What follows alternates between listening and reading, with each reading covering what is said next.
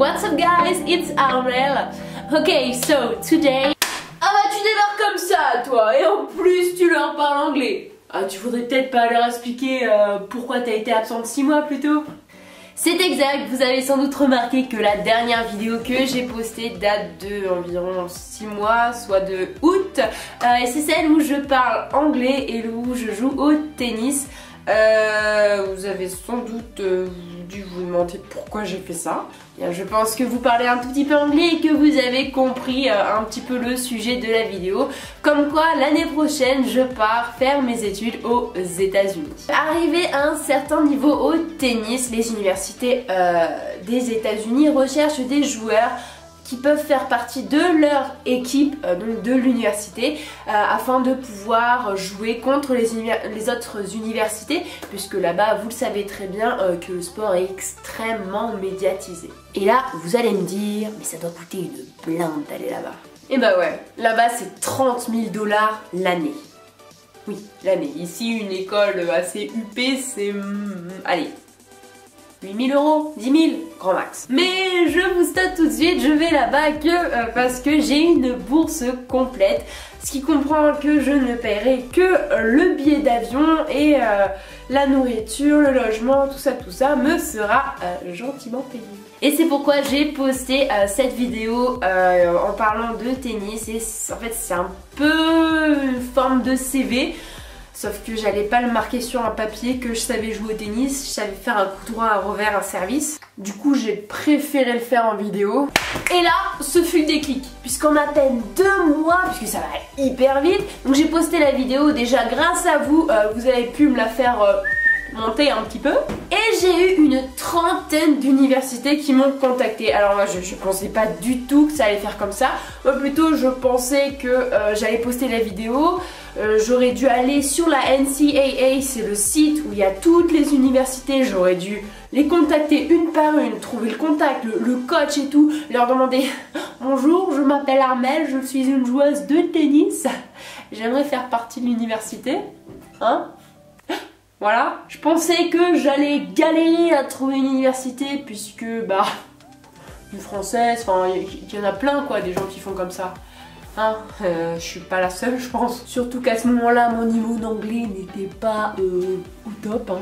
Et c'est ainsi que tout a commencé. Les entretiens sur Skype, par message, par WhatsApp s'enchaînaient. Tous les jours j'avais des nouvelles universités, moi je recevais ça, je me disais putain mais je suis quoi? Puis le truc c'est que je comprenais rien quoi, hein. En Skype j'étais là, hello coach.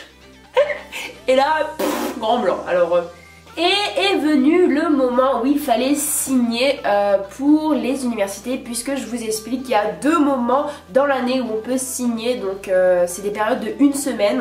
Il y en a une en novembre, donc c'est du 11 novembre au 11 plus 7 ça fait 18. Donc du 11 au 18 novembre on a le droit de signer dans l'université. Et il y en a une autre session qui se passe vers avril il me semble. Oui, enfin bref quoi. Et c'est toujours 1 semaine et c'est que à ces 2 semaines là que l'on peut signer ce qu'on appelle la NLI, truc en anglais quoi. Et c'est là où vous pouvez signer et vous engager pour aller 1 an et faire partie de cette université. Et puis est venu le moment voilà, où il fallait choisir l'université et j'avais plusieurs propositions comme aller à San Francisco, à Miami, à New York, à Boston, voilà, moi je fais quoi hein, t'es en face de ça, tu dis quoi? Donc du coup j'ai été amenée à faire un tableau de critères en mettant lui il a ça, lui il a pas ça, lui il est sponsor Nike, lui il est sponsor Adidas, hein. Oui parce que ça compte quand même un peu hein. Mais j'ai quand même privilégié un petit peu plus le critère qui est de la beauté des bâtiments. Oui parce que je pense que vous aussi vous regardiez quand vous étiez jeune High School Musical ou des trucs dans le genre et que les bâtiments ou quand ça sonnait tous les papiers volés ça vous faisait rêver quoi. Et donc du coup j'ai pas choisi Miami, j'ai pas choisi San Francisco, j'ai pas choisi New York ni même le Texas, j'ai choisi dans le Kentucky. Là je pense que vous êtes devant votre écran et vous vous dites mais où est-ce que c'est? Elle va où? Eh bien plus précisément, ça c'est les États-Unis, vous voyez, une belle représentation. Eh bien c'est ici, voilà, hein. Là, le milieu des États-Unis. Bon, il y a un avantage hein, après, hein, parce qu'il y a toujours des avantages dans des inconvénients, hein, parce que c'est proche de tout, mais comme loin de tout en fait. C'est comme l'Auvergne, hein, vous savez, hein, c'est... Non, j'ai rien contre l'Auvergne, hein, c'est au centre, vous êtes au même endroit de partout, hein, c'est super. Mais du coup, moi j'ai aucun regret pour cette université. Il y en a qui vont me dire mais t'aurais dû choisir à Miami, t'aurais dû choisir à San Francisco. Mais le truc c'est que, excusez-moi, mais être dans un building en guise d'université et être dans la ville toute la journée, moi c'est pas trop mon truc. Hein. J'ai pas été élevée dans une ville, j'ai été élevée dans la bonne campagne là, avec les petites vaches autour là et ça fait cocorico de tous les côtés. Voilà, donc j'ai signé à l'université qui s'appelle Murray State University. Oui, je peux me la péter avec mon accent anglais qui n'est pas excellent, hein, parce que j'ai eu le TOEFL et le SAT. Hein. Voilà, je les ai eus. Hein. Ce sont 2 examens. Je pense pas que vous savez ce que c'est, mais moi j'ai passé 3 mois à les travailler. Hein, 3 mois. Enfin, pour faire plus simple, ces examens, le TOEFL et le SAT, sont des examens qu'il faut avoir afin d'intégrer une université américaine. Alors plus précisément, le TOEFL, c'est un test, enfin c'est un examen que tu passes en France. Enfin, c'est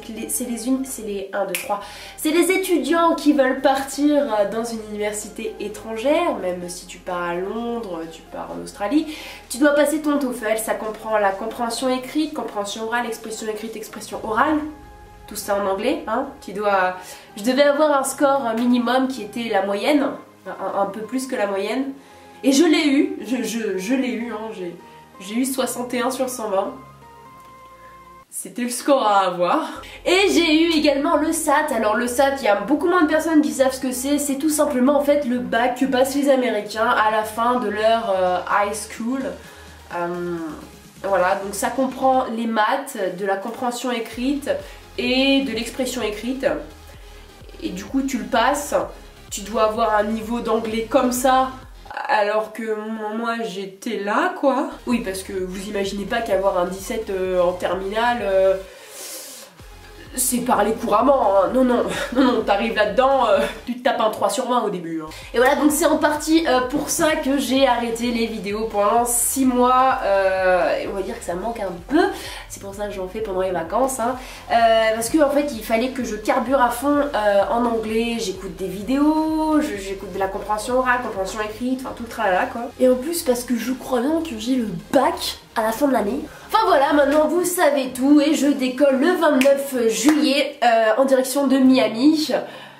Non, je ne vais pas à l'université de Miami, mais je peux quand même prendre des vacances, hein, parce que autant payer un billet d'avion, autant aller passer des vacances, c'est plutôt cool.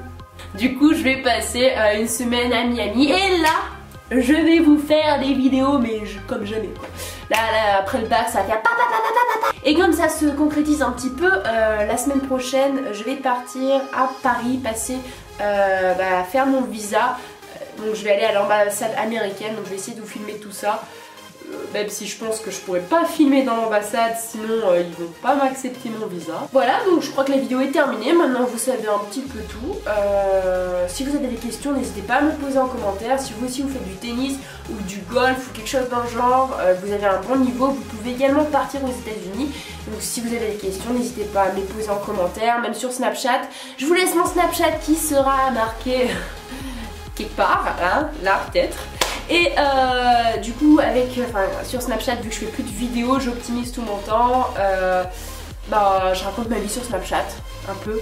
Donc mes stories sont un peu longues, mais au moins ça me détend et voilà, au moins ça, je garde le contact avec les abonnés et ça c'est vraiment quelque chose qui me manquait. Du coup j'ai créé un Snapchat exprès pour vous partager un petit peu tout au quotidien. Sur ce, je vous laisse sur cette fin de vidéo, je vous fais de très gros bisous et on se dit à la prochaine pour une nouvelle vidéo. Ciao!